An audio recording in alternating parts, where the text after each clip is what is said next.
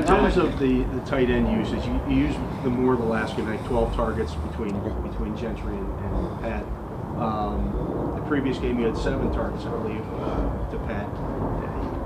Is that just the maturation of a young tight end, or is he picking up some of Juju's slack as well?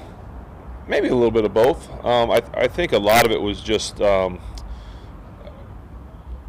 what they gave us. You know, they're really focused on taking away the guys outside and opening some things up in the middle of the field, some third down things. Obviously, Pat's touchdown is just a great play. So I think it's kind of a combination of some things. On that play, Ben, was Harris initially supposed to help on Garrett, or did that get arranged pre-snap? The touchdown one? He was supposed to be going to the right and blocking, and just felt like it'd be smarter to bring more to the left side. He tacked it pretty good. Yeah. It's something he struggled at the start of the year. Do you see a little more faith there? In terms of Najee blocking? Yes. Yeah, I mean, he wants to do more than just be a great runner, you know, and being a running back is about more than just being a good runner. Pass pro, you know, even down the field, I think on one of the reverses when I was watching, he at least got in the way and you know, created a block. So I think he takes pride in wanting to be great, and we're seeing a lot of growth. Ben, would you say the offense seems a little bit have a little more cohesion? Is that because of comfort or understanding?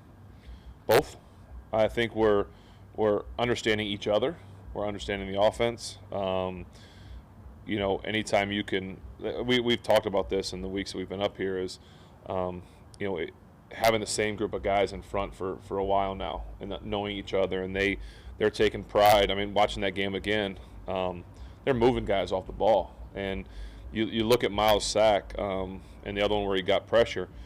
It was strictly him getting a jump. I mean, he timed it perfectly, and that's a lot to ask any tackle to be able to stop a guy that's that good. And so, going back and watching what they did, I'm just it's amazing. I was proud of the way that they're playing. How much do you think it helped a guy like Moore going up against Miles and maybe the confidence that he has moving forward?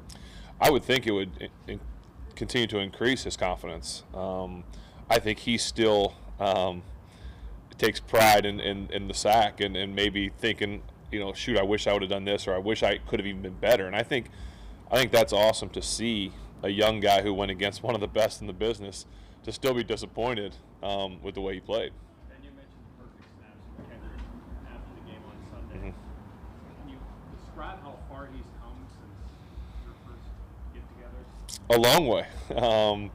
You know, when we were working on under center snaps, you know, in OTAs, my hand is kind of off to the side, and we were having issues. So I was like, all right, well, if you hit this spot every time, we'll be good. And it wasn't always pretty, and we're still working. Some of the shotgun snaps you can see are a little high and whatnot, but and when he turns around, I just give him KG. I give him that little look, like lower down. I got you, and so we'll be able to get through a bunch more. But he's still learning. He's still growing. I mean, we still tell people.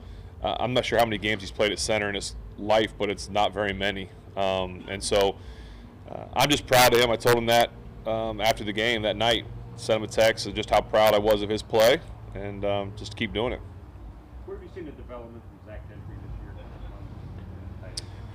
You know, Zach reminds me a lot of Matt Spaeth, a guy that takes pride in his work, kind of an unsung hero, maybe doesn't catch a lot of balls, a lot of touchdowns, doesn't have big stats, but will always put the team first, does the dirty work.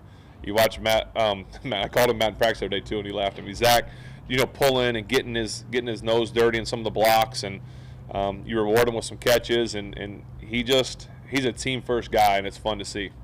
And you guys have won this way on offense before with, you know, more balance and runs and the rhythm the way the offense is now. Did it take you a while to get back to that feeling, and like what's the feeling now after being so pass heavy for so many years?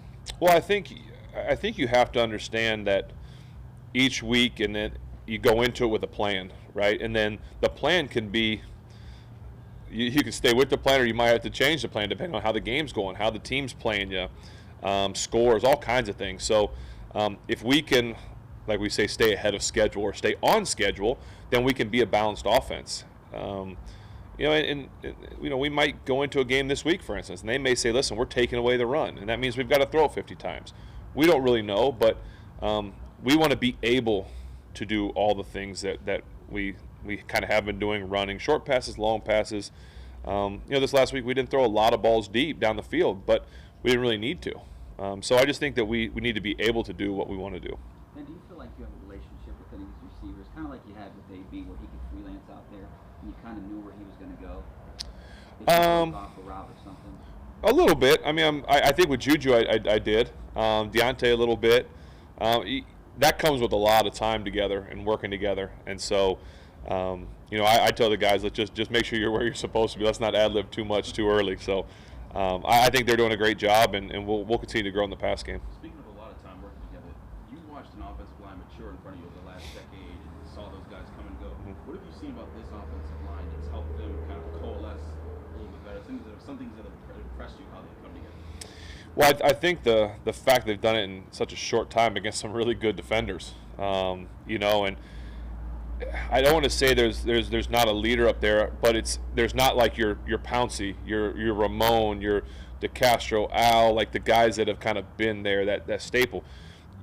You look at where it is, it's either rookies, it's new guys that have come in. Chooks is the only guy in Banner that have been here, and Zach's been hurt and this, that. So for them to see their cohesion, to see the way they work together without that kind of one guy that's like a follow me kind of guy, I just think that they're having fun and they're learning about each other at a really fast rate, and it's showing itself and manifesting on the field. With Pat Fryermuth, after the big preseason game he had after this one, you kind of tease and don't give him too much credit, try to keep him humble. Is that trying to keep him under wraps, or try to just let him know, hey, there's still a lot more that you can grow? Inside joke, what's kind of behind that? Just teasing Pat. He's a good guy. He's finally learning how to get 2 feet in the back of the end zone. You guys making fun of his new nickname. I don't know if you guys heard Chris Berman called him French Fryermuth or something like that. No, I didn't hear that.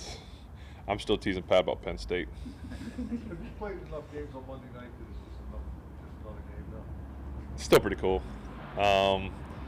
It's just another game, but it is something special. I mean, I remember as a kid, there wasn't all these games. It was like Monday Night Football was all you had. And if I was nice, if I didn't ask too many times, my dad might let me watch the first quarter. But most of the time I had to go to bed. So now it's just like, man, I get to be on the field, and there's some kid somewhere begging to watch the game. And so that makes it pretty cool. Do you have any recollections of the 2005 game, snow falling? Jerome? Somebody else over? I was just telling someone that story the other day, and I don't remember who it was. I think it was out here practicing. I was explaining the story to them. And the picture, there's obviously a famous picture. You can see it all happening, and that was a pretty cool. It might have been Najee because he was worried about the cold, and I was talking about the snow. I forget, but it was pretty cool. That was a pretty neat memory I'll always have. That one kind of kickstarted you guys down the stretch. It did. That was a big one. We needed that one and got us going.